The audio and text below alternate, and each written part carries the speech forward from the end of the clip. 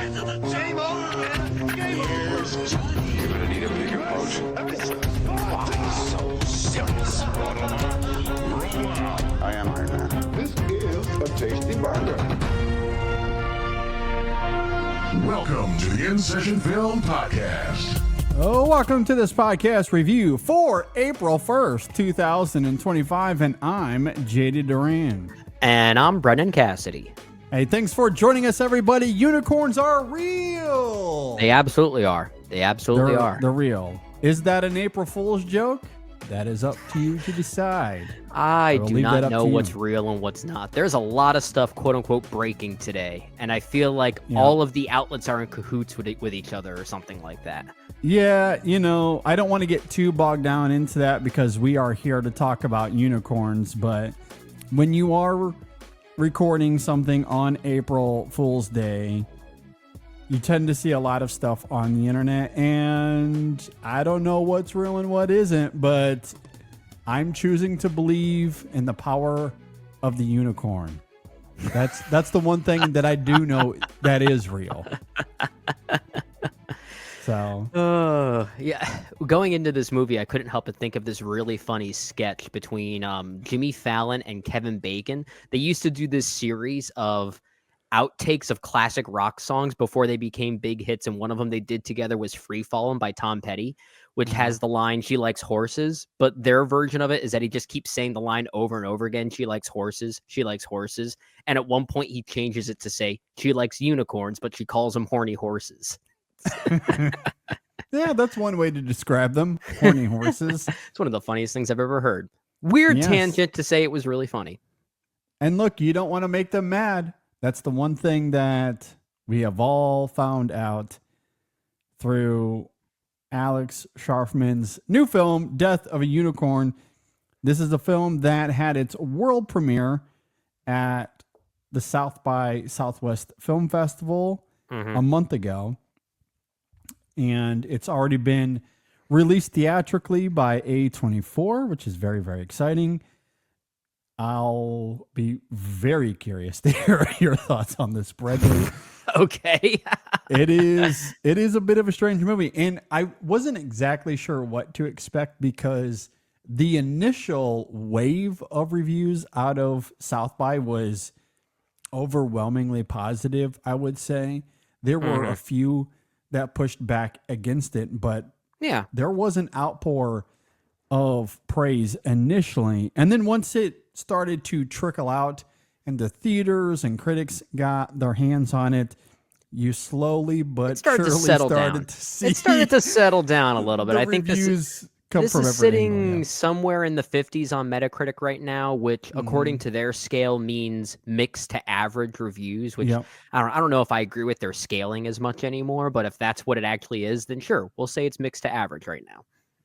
Yeah, if we're going to be kind to it, mixed to average, I'd say is about accurate. And look, if I'm scrolling Twitter looking for comments on this film, which admittedly I did do over the weekend, I would say mixed to average is accurate simply based on social media reactions. I saw a lot of people that were very high on the film. They had fun with it. Others that did not.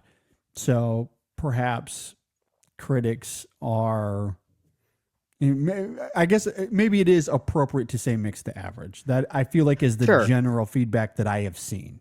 Sure. It's just Overall. kind of interesting when you think of something like Metacritic and how they determine the numerical range for mixed to average, because in my opinion 70 to 80 is kind of mixed to average nowadays because everything gets that nowadays. It's like there's no That's true. No, yeah, there's that no is frame of that's a reference. great point. The same thing kind of goes for Rotten Tomatoes as well. Oh yeah, absolutely. Yeah, I mean, if you're in the 60s or 70s on Rotten Tomatoes, that's an okay movie. That's a by fresh. today's That's a standards. fresh according That's to them. fresh. Yeah. Yeah. Yeah. Like it's really hard to get to what The Electric State did, which had something like 8% on Rotten Tomatoes. Those Like, movies should be celebrated now. They really should for being able to achieve that. that is truly impressive. with how that site is read today. You might be onto something there. There's no way that movie isn't trying to be as bad as it is. That movie is going for the 10% range on Rotten Tomatoes. That was its goal. Maybe Yeah. that was what the Russo brothers were ultimately trying to do. They wanted to get back to Marvel so Pretty bad. crazy. They needed to prove themselves by not proving themselves. That's that it's like, okay, we're Feige, look how desperate we are. We suck at this without you. Bring us back. Yeah, exactly. That was their plan all along. Yeah. We just needed to get hired by the big machine once again. Purposely make bad movies so they can find their way Yeah. back home. All right, let's go ahead and jump into Death of a Unicorn. As we noted, this is written and directed by Alex Scharfman, a directorial debut. This film stars Jenna Ortega, Paul Rudd, Will Poulter, Richard E. Grant, Teo Leone, and that is pretty much it. I think there's a few others that come and go throughout the film. Yeah. Anthony Kerrigan, I guess we should note him as the butler. Yeah, He Steve Park in this, also Steve in Mickey Park. 17 earlier this year. So yeah, he's in 2 movies this year, 2 high concept movies this year. Yes, exactly. In small supporting roles. Mm-hmm. All right. If you're not familiar with Death of a Unicorn, it is about a father-daughter duo, Elliot and Ridley. They hit a unicorn with their car. Sad emoji. And bring it to the wilderness retreat of a mega wealthy pharmaceutical CEO. For a second, I thought sad emoji was actually part of the plot synopsis. It should be. If I was writing it, that's how I would have incorporated Pretty it. tongue in cheek, right? Or I guess in this case, pretty horn in head. Exactly. All right, Brendan, let's dig into this one. What did you think about Death of a Unicorn? You know that Alex Scharfman is going to be directing a Marvel movie soon. You just know it at this point, just given this kind of movie and the fact that Paul Rudd's even in it. That's a weird opening because that really does not play into my opening thoughts at all on how I feel about this movie. So it's a terrible transition point to say I kind of hated this movie. Okay. Hate's a strong word. I do find it aggravating when movies do this, and it's not just these types of movies. And we talked about this offline a little bit, GD. And for those listening, just for a little bit of context, movies that have narratives that people dub as eat the rich narratives that deal with themes around that sort of topic, they don't always interest me. I always tend to agree with the themes and the messages themselves.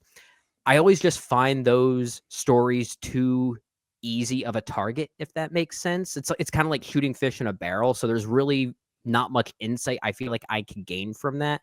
A lot of times it feels like these movies are utilizing high concepts to try to get away from the fact that they're just not very insightful. In some cases, those high concepts are entertaining enough that the movie can still work on a superficial level. I think of a movie like The Menu, for instance, from a few years ago. That movie was a lot of fun, I thought. I didn't love it, but I at least had fun with it as a movie. And that's sort of a different avenue in its tackling of the eat the rich narrative. That one utilizing art, this one, Death of a Unicorn, utilizing the pharmaceutical industry, philanthropy, and charity as well. So it's taking a different avenue, but like that film doesn't really have much to say that's new or informative on the subject. I just feel like this high concept is not nearly enough to justify its emptiness. And I think really my biggest issue with it is I think the concept itself and the execution of it is also very empty. I just did not find this film very thrilling. I did not find it very entertaining.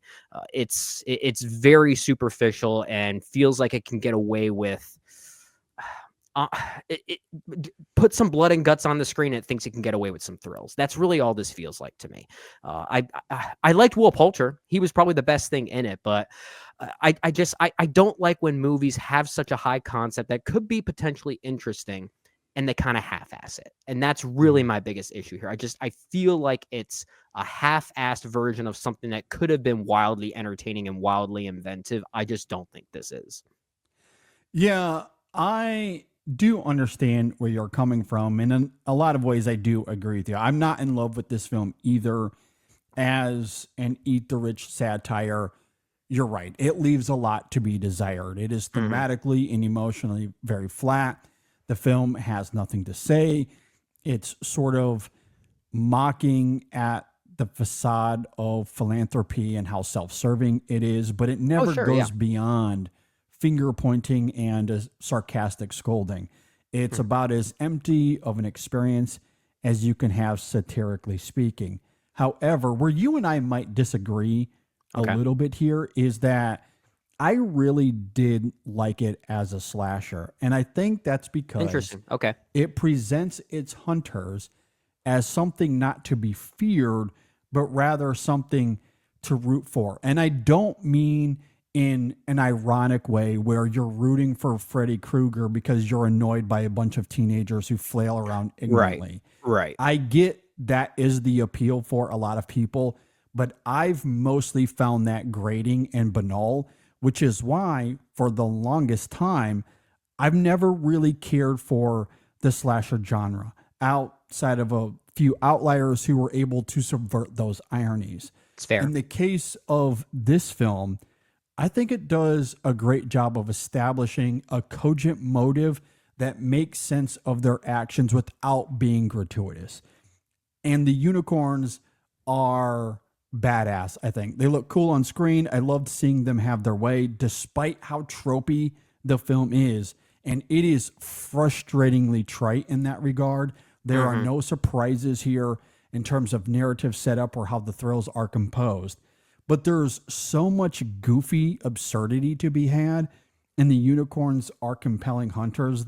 That was enough for me to be entertained throughout. And I really like Jenna Ortega here. I think she's really great. She's almost too good, honestly, for this film, given how cartoonish everyone else is performatively. It does feel like she's coming from a different movie. That's less on her, I think, and more so on the direction of the film and the tone management, which is quite uneven. So I had fun with it as a slasher. I don't think it's great as a comedy, and it's especially not very good as a satire. But the unicorns, as I noted earlier, I believe in them. I believe in the power of the unicorn. You do not want to mess with the unicorn. And I loved that about this film. I believe in the idea of the unicorn. And I'm willing to admit that maybe the film's emptiness underneath is really what's mostly tainting my experience with this movie. I thought the unicorns were pretty lame in this. I thought Jenna Ortega was kind of banal. I really thought everyone in this movie was kind of banal, except for Will Poulter. I thought he was the standout that actually knew the kind of movie that he was in. Actually, it was him, and it was I'm blanking on his name, Anthony Carrigan. Those are the two I actually liked in this one. I really didn't care about any of the other performers here. Again, like the word I keep using is banal. It's very vanilla, and in a way, me making the joke that Alex Scharfman is probably going to get offered a Marvel movie sometime down the line, I actually think is kind of apt, because there's a lot about this movie tonally that did remind me of what Marvel has been doing lately. That it just feels very blank as a kind of movie that this is. I like the idea of it flipping the script as a slasher movie, as you're saying, but I just think the compositional effort put into these unicorns is just not there for me. I felt like it was something that was thought about in just a matter of minutes. And maybe that's the other thing too. This is just more of a me thing, kind of projecting myself into this movie. When you have such a high concept like this, I think you need a little bit more creativity. And I just didn't see any creativity here. And that's really why I was so distant from this entire experience, both as a satire and honestly as a slasher. I don't think it works in either way, sadly. I mean, in terms of the actual thrills and the composition of them, I very much do agree. And especially as a satire, it is excruciatingly empty. And so I agree with you. I think there's a lot of vacuousness behind the writing of the film, and really even the setup and how we get from A to B to C. But I did love the unicorns. And again, I love how they're utilized here, because for me, it fixes the problems that I mostly have with slashers and how they are implemented within a lot of those films as nothing more than a fear factor to eliminate characters that we find irritating. I just don't find that interesting. That to Sure, me yeah. is extremely mundane. And so I've been standoffish. In this film, I do love the simplicity of them and that they're not really here as hunters. They're seeking something very specific, and that's really all that they want. And when you incorporate Jenna Ortega's Ridley character and how she is involved, it really does a great job of upending the slasher genre, the tropes that are usually invented for the hunters involved. And I think aesthetically, it's a little sloppy. They obviously didn't have as high of a budget of a Fantastic Four movie, but I think given the restraints that it was working with, the unicorns still come off in this badass way that I really appreciate. And I think they're utilized effectively in that regard. My problem isn't so much the rendering of the unicorns or how they look aesthetically. And again, as I noted, I love the idea behind them, especially here. But the thrills themselves, that is where it is often missing for me. This is just a series of jump scares. That's really all this is. Oh yeah. And that to me, that's the mundane part of it. Sure. I'm not, and I'm trying to differentiate between the thrill, the physical thrill, the jump scares, if you will, because I agree with you that is quite insipid here. There's nothing new or interesting about the actual thrills. It's more so how the film is upending the slasher tropes, particularly the hunter. And I'm very purposely avoiding the word villain here because these unicorns are not used in a Freddy Krueger or Jason kind of way. It's very different, and that's what I loved about it. And it's sorry to cut you off, but it sounds like we ultimately agree that the idea of this movie is the most interesting part. Perhaps maybe you're more forgiving of that idea and it's able to save some of those components for you more so than it does for me. And maybe that's just our biggest disparity, which is fair. And I don't necessarily dislike or even necessarily mind that the visual effects here aren't really that great. That's perfectly fine. I just wish that the unicorns themselves as a visual effect were more innovative. I just don't think they look very innovative. There's just no creativity to them for me. And maybe that also comes down to just, the lack of thrills, if you will. The fact that there really isn't any creativity from a directorial standpoint to utilize them in a way that takes advantage of their thrilling nature, which is, ironically said because they're not meant to be thrilling in the traditional way, as you're talking about. Yeah, that's what I find so interesting about it is the unicorns aren't really trying to hunt in the same way that we typically see with those kinds of slasher characters.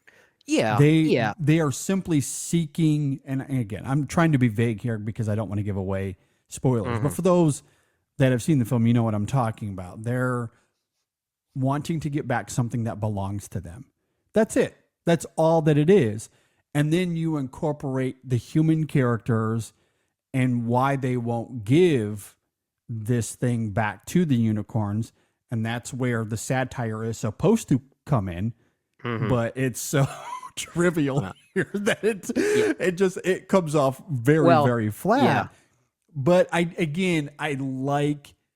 liked that enough from the unicorn perspective. There's a simplicity to it and it subverts the formula that I was able to have fun with the unicorns, that perspective very specifically, and why they're engaging with these human characters in the ways that they are. That to me, I did find interesting, even if the thrill is lacking. Well, I hope do that makes wonder. sense. It does make sense. And I do wonder, maybe I would have found this movie more effective had it not gone for those thrills and tried to be a different type of movie altogether. Because at the end of the day, Alex Scharfman as a director is still portraying them like horror movie monsters. I mean, the scares are very much horror monster-like because we are still seeing this from the perspective of the human characters who really are our villains here. That is the flipping of the script as you're talking about. Yep.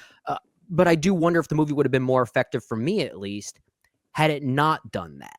Because I think there's a tonal mismatch happening here by trying to showcase these unicorns as not monsters, yet also trying to utilize them as monsters. It's kind of like trying to do it both ways, and that's where I think maybe that's why the lack of creativity here is really why it bothered me so much, because it is trying to find that balance between the thematic utilization of them and also the fact that it's still treating them like traditional movie creatures. And it's, I guess, another one of those cases where I just don't think it's able to have its cake and eat it too.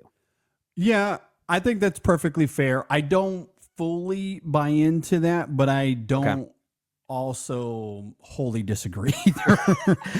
Okay, maybe this is a pretty interesting movie. Like I'm a little bit in the middle there. And the reason I say that, because you're right, the way they are treated throughout, especially the third act of the film, they do become that slasher villain, or they are the subject of jump scares. They really are. Yes. However, leading to that, though, there is a limitation to that, which I do really like. Again, going back to the simplicity of those unicorns. And that's why this is different to me than something like Lake Placid or whatever movie monster you want to bring into this, or slasher villain you want to compare this to. The unicorns here are different because, again, there is not a gratuitousness to it. There's one kill, I would say, about halfway through the film, and that's it. There's a couple of other scares, quote unquote scares, but in terms of violence, there's one act of violence to simply iterate that these are not to be messed with, that they are angry. They're looking for something. I don't know. I counted at least 3 or 4 acts of violence. Well, okay. Up until the midway point, I think there's only one. And then you get to the end of the film, and then that's where things go off the hinges. And again, that's where, like, the buildup of them, and you couple that with, as I noted earlier, how they're not real, like, they're ultimately not there for violence sake. Their motive, again, is very cogent. It makes sense of their actions without being overly gratuitous, like we've seen with those kinds of characters many other times before. It ultimately gets there a little bit in the end, and you do expect that given what kind of film this is. But I do love that it's not overly gratuitous, and the motive behind those characters is much more, I'm not sure what the word is, much more attainable, I think, than a lot of other monsters of the week that really, there is no explanation for motive. They're just a monster, or they're just a scare tactic, or some sort of fear factor or nightmare, if you will. And that's the only explanation as to why they're there causing all this violence. At least there's a simple motive here that emotionally has cogency to it, is what I guess what I'm trying to say. Yeah, and I like that idea for sure. Jokingly, I guess, I couldn't help but think of a scene from a different movie that more or less does this exact same thing, but more successfully. In many ways, Death of a Unicorn is a full-length stretching of the RV sequence from The Lost World Jurassic Park, where instead of unicorns, you have 2 T-Rexes trying to get, their baby back. And that small sequence, granted, that's a movie I don't really love. I think that's one of Spielberg's lesser films. He has even said he felt pretty checked out when he made it. But that RV sequence is very effective. And that's one that I think gets the balance right between the monster thrill, but also the understanding of what these creatures actually want. And you kind of feel sympathetic towards that.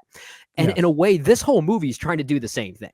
And that's all that it is. Like, and I love that simplicity. Again, it makes sense of the violence that we do see. And for me, it fixes that horror trope that I typically just find so banal here. Now, could it have been better composed? Could there be better thrills to really take advantage of that subversion? Absolutely. I totally agree with that.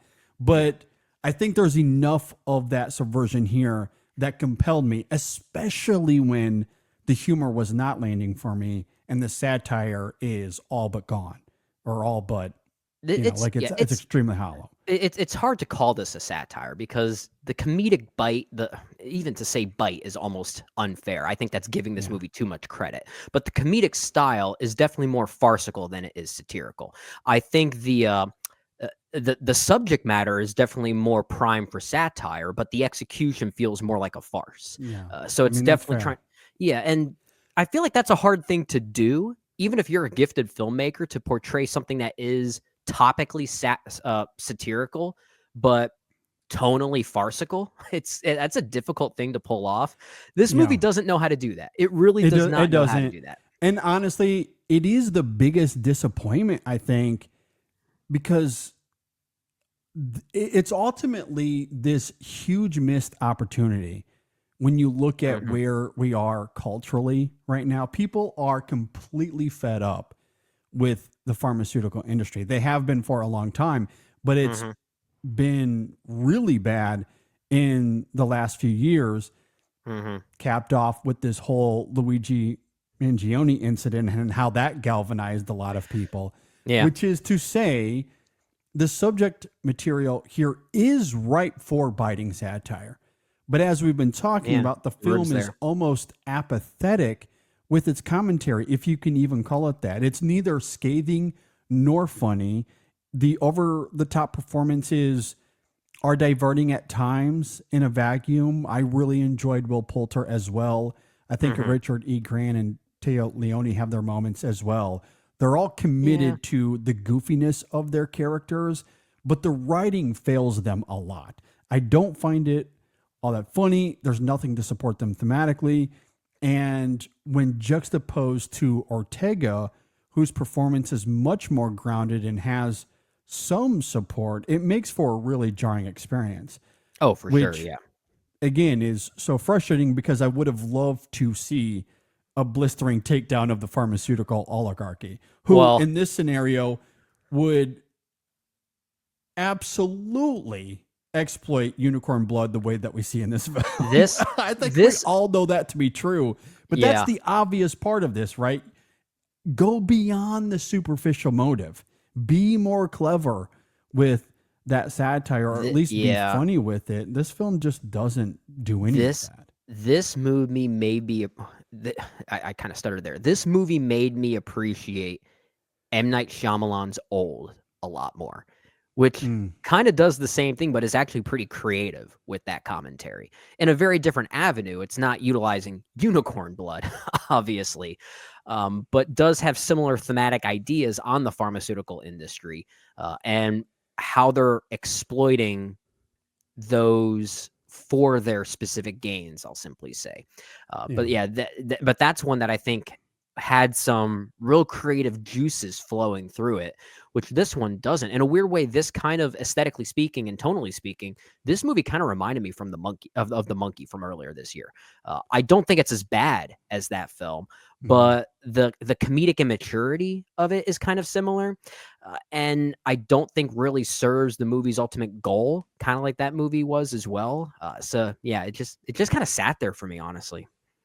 Yeah, I think that's fair. I much prefer this to the monkey for sure, but I do agree there is a missed opportunity here. The execution is all over the place, and when I look at the performances, as we were just talking about there, Will Poulter is having a lot of fun. He's really charming, really great here. I also really like Leone and Grant as well. The problem with the performances of that family, and that trio specifically is a family here. They represent the pharmaceutical oligarchy. Yeah. I really wish the writing did more to support them. They're barely characters here. Like, in a vacuum, there is a lot to appreciate about their performances. It's extremely cartoonish, very obvious in what they're going for satirically. But man, live, there's just absolutely nothing in the screenplay to lift those characters up at all. And It just, Well, yeah. it makes for one of the flattest experiences I've had in Well, a yeah, while. and I couldn't tell if that was a script problem or a performance problem, and it's probably both working together in a way. When you have such underwritten material for these characters, it's hard for an actor to go above and beyond that, which is why both Grant and Leone, I think they're fine here. But most of the performances here don't really feel like they're trying to be anything more than fine. Outside from Will Poulter, I think Will Poulter is the one that's desperately trying to do something within material, but I don't know if anyone else is. And Well, that makes I mean, and maybe that's where we'll have our biggest disparity because I think Grant and Leone are extraordinarily over the top here. I think they're both I think they're bland. I very think they're so goofy. banal here. I didn't see that at all. Yeah. Yeah, no, I think they're it's very clear that they're trying to be over the top. We're making fun of these kind of people. That to me was Okay. extremely obvious. But I Okay. don't think there's much in the writing to lift them beyond that facade.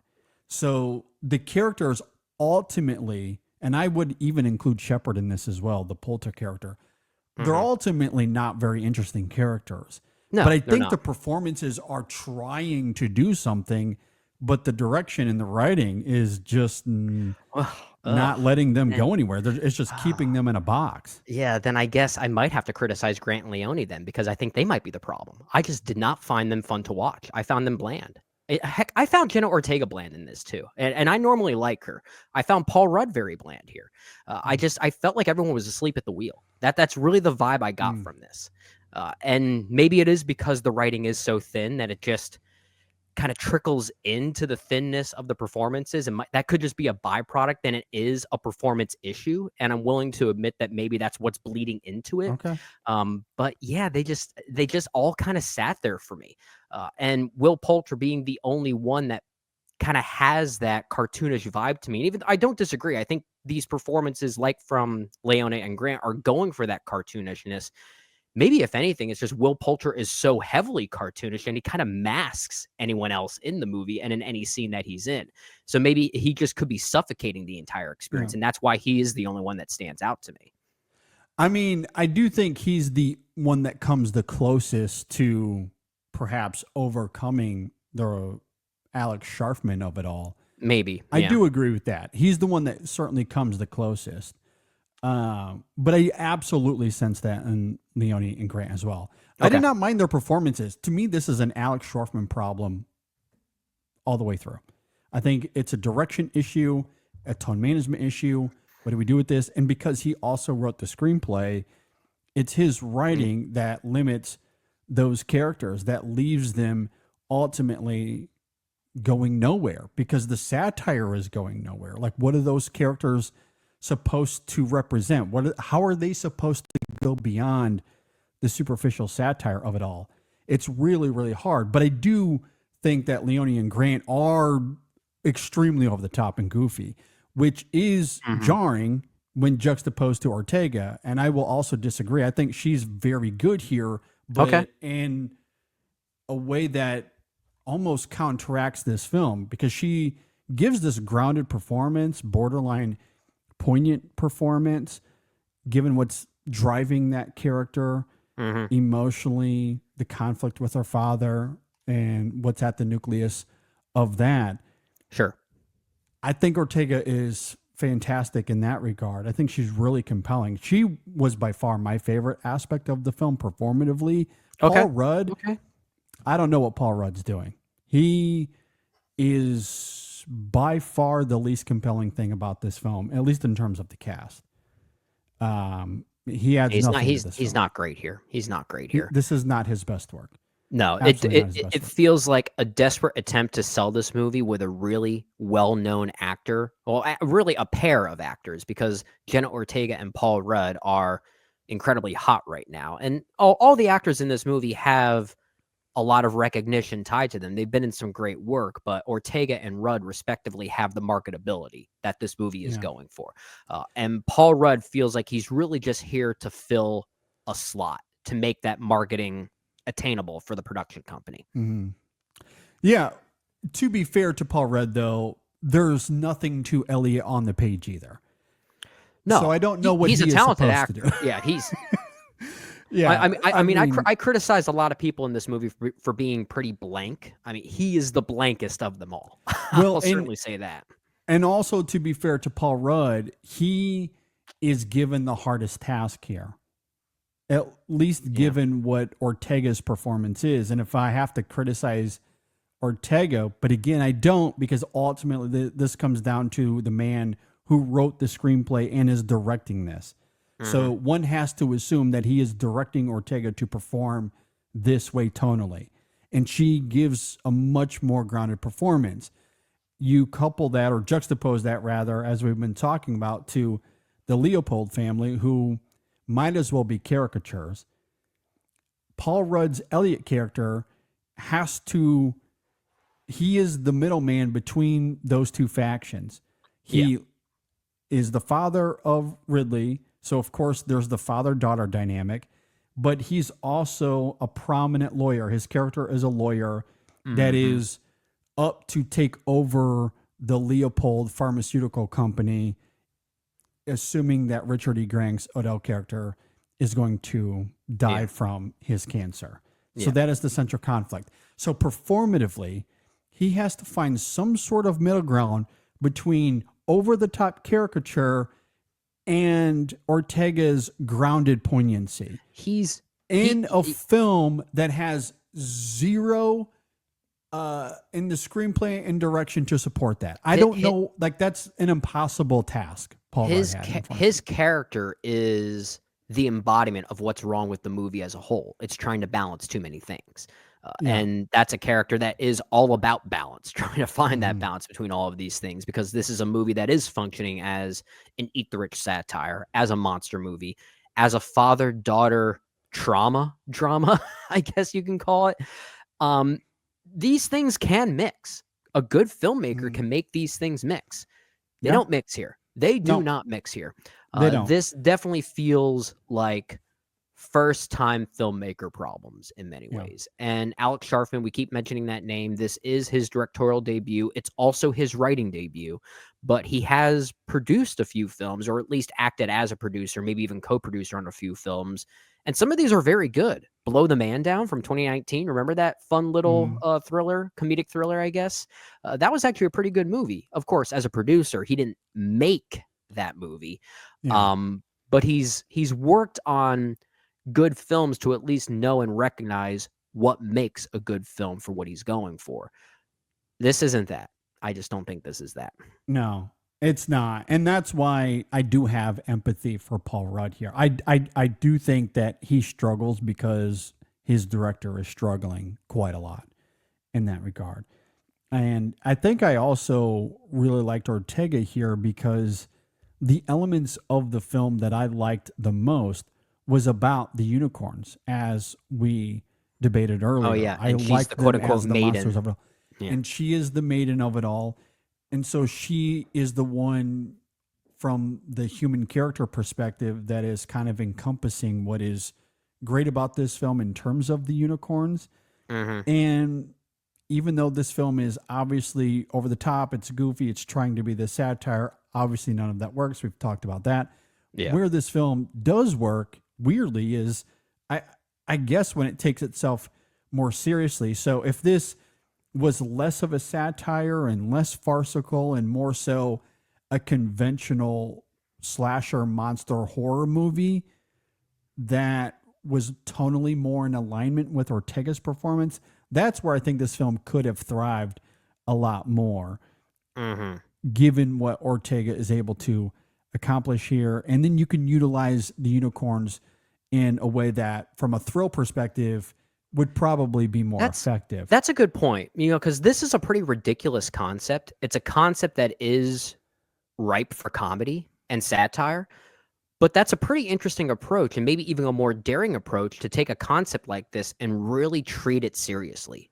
That's a very challenging idea, and that maybe could have made the movie feel a bit more streamlined, maybe a bit more effective in not just its drama, but also its satire, and maybe even allowed some of its thrills to be a bit more, well, thrilling. I do wonder if it took that approach, would we have seen even less of the unicorns until the ending where it really mattered? Maybe some of those thrills could have been a bit more effective, and a bit more cryptic in a way. I think that could have done the movie some good. So yeah, it's an interesting message to take from this, that just because your concept is ridiculous doesn't mean your movie has to be ridiculous Yeah. as well. Yeah, I think that's a great point. I'm blanking on the name of the film. What was the movie last year with Death as a Parrot? Oh, Bird. Tuesday with Tuesday, Louis yes. Dreyfus. Yeah. Yeah, yeah, Ridiculous concept, and it is kind of quirky and funny at times, but like that's a very deeply poignant movie. It's a deeply poignant movie that takes its concept ultimately very seriously. But because you have Louis Dreyfus as the central figure, there are moments of comedy there for sure. But Yeah. you also have Paul Rudd here. And these other actors can also do comedy. So if you give it little bursts of comedy sprinkled throughout, but ultimately have this deep, poignant message, the way Tuesday handles itself in this poignant way, I think perhaps that could have been effective here if it chose that tonal path. I think that's a great point. And while I wouldn't say I loved Tuesday, I think it's a movie that does trip over its ambitions a little bit, but it at least had ambition. It at least had agree. conviction. I like that it trips over them. This movie, Death of a Unicorn, doesn't trip over any ambitions. And by going It just and by tripped. it just trips. Yes, you're absolutely right. But by going in its tonal obviousness, then the movie becomes forgettable because it goes in the direction that you would expect. It's a ridiculous concept. Okay, so the movie must be kind of funny. Well, yeah, that's what it's doing. That's just obvious. Tuesday is a movie that doesn't do that, and I find it more memorable for that. And I agree. And I think as a result of this film, of Death of Unicorn, ultimately wanting to be this satire, when it is focused on Ridley and her trying to figure out why these unicorns are behaving the way they are, all of that is so extremely muddled here. There is nothing clear about it. And it was so frustrating to me, although I do think that ultimately the film is trying to make a joke out of it, which does not land for me at all. But there's that whole sequence where Ridley is doing research and trying to figure out why these unicorns are behaving the way they are. And it all circles back to these unicorn tapestries that some way, shape, or form might tap into some memories that she has with her mom. Yeah. And then she has to lay out this research to everybody else, and what she explains to them has nothing to do with anything. It's all vague. There's no how- specificity to anything she found in her quote unquote research. I had to start speculating as to how she came across that information, because clearly those drawings or those tapestries weren't enough to give her the full story. I had to start thinking, okay, did they go to some museum when she was younger that maybe a tour guide told them the whole story and that's how she remembers this stuff? But it's like the fact that you have to fill in those gaps in order to make sense and bring logic to this shows that the movie is doing very little to justify that sort of exposition dump. Yeah, and I don't even know if I could call it an exposition dump, because what she unveils is nothing. It would be like doing a research paper on the pharmaceutical industry and having to present that in a college class, and the college class and the professor is expecting this deep, nuanced, researched, very thoughtful, analytical essay on what is wrong with the pharmaceutical industry, and all you say is, it's bad. Okay. That's a great essay. Well, I mean, that's essentially what this movie's doing. Okay. Like, that tells me nothing. And but that's what happens. Like, she does there's a whole sequence where we see her doing the research. And then when the exposition dump is supposed to come, everyone's in the room. Let's see what this research is. And she's just like, unicorns. Unicorns. You got to protect them. What are we doing here? What is the point of any of this? And if that's, again, maybe that is supposed to land as a joke, but if that's the case, the timing wasn't laughing. Yeah, did not find that very funny or compelling. Yeah, timing's off. I don't like this movie. I don't know if I made that clear. I don't like this movie. It's a weird look. I don't like it as much as I do. I would sit here and criticize the film as I have been. I would criticize it more than I would praise it for sure. I'm not that high on it, but I like Ortega enough here, and I love the unicorn aspect and how it fixes the slasher monster genre for me. I was compelled by that, and honestly, I think probably because I did not expect it, and I just have that history with the horror, that specific type of horror. I just generally it has bored me to tears most of the time, and I like how this brought me in a way that is so antithetical to those other movies. Yeah, it's funny how you clearly it seems like you like this movie a little bit more than I do, but we don't necessarily disagree on that many things, which is kind of interesting. I feel like the disparity between us, if we were to go by star ratings on Letterboxd, which really mean nothing. I always bring it up on these episodes, but I really should stop doing it because they really don't mean anything. They're so relative. But I wouldn't be surprised if our difference is like half a star on this thing. Probably. It's probably not going to be a whole lot. So like it's a film that ultimately I don't think that I can recommend unless you're willing to submit yourself to the unicorns of it all and simply have fun with them. That's a great quote. Way. Submit yourself to the unicorn. Which you should do. That's the next t-shirt. If only this movie was better to justify a t-shirt in the first place. Submit yourself to the unicorn. Because look, I was willing to submit myself to the unicorn. I think there's a lot of fun to be had with those characters given what they're trying to get. And I liked Ortega like that, but that's as far as it goes for me. That's it. Yeah, I liked very little of it. Yeah.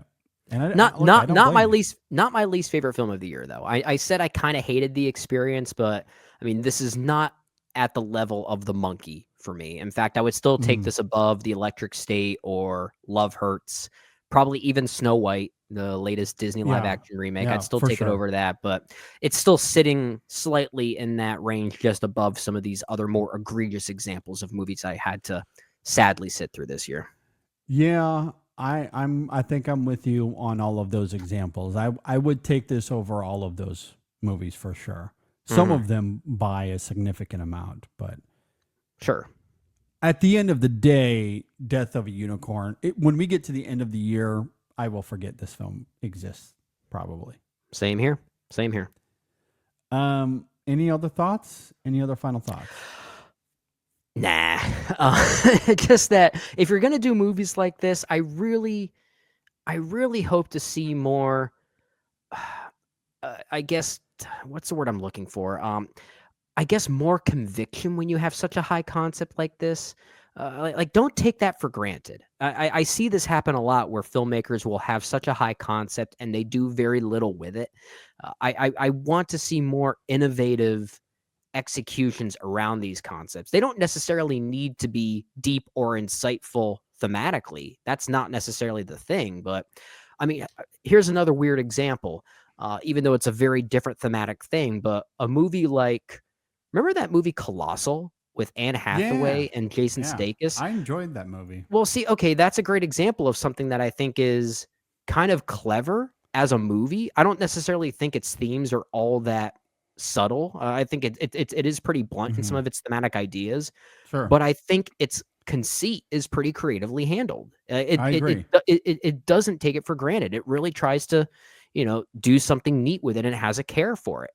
Yeah. This is the opposite of that. And I don't like when movies do that. No, I don't disagree with that. This could have been much better handled. There's no doubt about that. And that is ultimately the big issue here. And I'm trying not to come down extremely hard on Alex Scharfman. I know this is his directorial debut, writing debut, as you noted earlier. And I'm sure he did put a lot of effort into this and did work really hard to make this movie. Most filmmakers work hard to make their movies. It just doesn't pan out a lot of the time. And I think the issue with this film isn't that they didn't put in enough effort. It was that it wasn't thoughtful foundationally. I It's agree with that, missing a lot of pieces at its baseline. And that is the problem. And it feels like they're just trying to have fun and make it up as they go. And they just can't overcome They can't do that. They can't do it. those missing gaps. Yeah. Like another example that comes to mind is the ending of this film. I guess I don't want to give too much away, but I'll just say there's a moment with Griff, again, the butler character, where he has an opportunity to bring closure to these events. And he witnessed almost everything. He witnessed almost everything. So when he comes back at the end of the film and he sees, I'll just say, Elliot and Ridley are there. I won't give away what happens at the end, at the very, very end, but he comes back and he sees Elliot and Ridley there. Like, you would think, given what he had seen, that he would try to explain it. Yeah, they would try to explain, like, no, they're not crazy. But instead, we see those characters handcuffed and put into a cop car, and it's just like, it's like, yeah, like, you can. what It's is the like there point? was What was the clearly a point of way that? around this. There was Yes. clearly a way around this. like, yeah, exactly. That's just bad storytelling. It's just bad storytelling. That's what I'm trying. Like, Yeah. there's just not a lot of thought put into this, and you can't excuse that as, oh, this is a satire, or No, this is a farce. Like That's not even farcical. That's not satirical at all. That's just a mistake. no, that's just a mistake. That's just vacuous writing. Yeah. Like, foundationally, there's just something wrong with the film at its base, at its core. It's broken. It's broken. And so then as a result, from scene to scene, there's just a lot of things here that make you scratch your head. Like, what is going on here? And then, so like the overall is just a giant mess, just a giant mess. Yeah. But it is. unicorns. She likes like the unicorns. unicorns, but you call I them will horny say, horses. the movie isn't great, and I'm probably liking it a little bit less as we talk here, but the unicorns are some of my favorite characters of the year so far, though. I love the unicorns. Good for you. Yeah. Good for you. Good for you. You The are one with unicorns unicorn. are great. They are innocent in all of this. It is not their fault. It's not. Okay. No, it's never a unicorn's fault. We love unicorns. It's never the unicorn's fault. The unicorns are innocent. Maybe We're coming that'll up be with the a next lot of t-shirt. t-shirt ideas Exactly. The for a unicorns movie are that does innocent. not deserve it. No. At any rate. Actually, that one's All a right. pretty good one though. Just given the fact that we didn't really care for this one, just just utilize the same logo and say the unicorns were innocent, as if to suggest how we felt about this. Exactly. The unicorns were innocent. God damn it. Okay. Well, just wanted to throw this out there because I literally just read this. It says here that in November of 2023, it was announced that the score was to be composed by John Carpenter. That's crazy. I don't know how that happened. Obviously, something happened. He ultimately did not do the score here. It was Dan Romer. But Another good composer. that's wild. And I like Dan Romer a lot. Yeah. Well, given the type of person that John Carpenter is, if you've seen him in interviews and how brazenly direct he can be sometimes, he probably saw the movie that it was shaping up to be. And it's like, I don't want any part of this. Yeah, I'm out. Yeah. Bye. Yeah. I don't know, but I could see why he was compelled or lured by the idea of this movie for sure. Mm-hmm. Yeah, I could see that. I'm glad he didn't do it though. Yeah. Yeah, not one of my favorite films of the year. Not one of my favorite films. All right. With that said, if you agree or disagree, and look, we noted up at the top, the thoughts, the consensus for this film is kind of all over the place. So you might disagree with us. That's perfectly fine. If you do, leave a comment below if you're watching on YouTube. If you're listening on Apple Podcasts or Spotify, you can hit us up on social media, Facebook, Twitter, Instagram, Blue Sky, Letterboxd. You can email us InSessionFilm@gmail.com. All right, we have a second review coming out this week. It is going to be Jason Statham's latest, A Working Man. Looking forward to getting into that one. Episode 630 is available right now. We continue our Best Picture series talking about The Sound of Music. Great movie. And we talk about Marvel. We talk about James Bond. We talk about the trailer to One Battle After Another. There was a lot to go over on the main show this week. It was a great time, so be sure to go and check that out as well. Lots of stuff. Lots of stuff happening. Just want to say a thank you to everyone that listens to the show, that subscribes to the show as well. Thank you to all of our patrons. I don't say that enough, but if you want to sign up on Patreon, that's patreon.com/InSessionFilm. We really, really do appreciate everyone's support. And that way, or you can go get your own In Session Film gear at the In Session Film store, InSessionFilm.com/store. Got some good shirts up there. Some new ones are coming. Yeah, new ones are coming as well. Absolutely. Okay, with all of that said, thanks for listening, everybody. Thanks for watching. We'll see you next time on the In Session Film Podcast. Unicorns are innocent. Like unicorns, but you call them holy horses.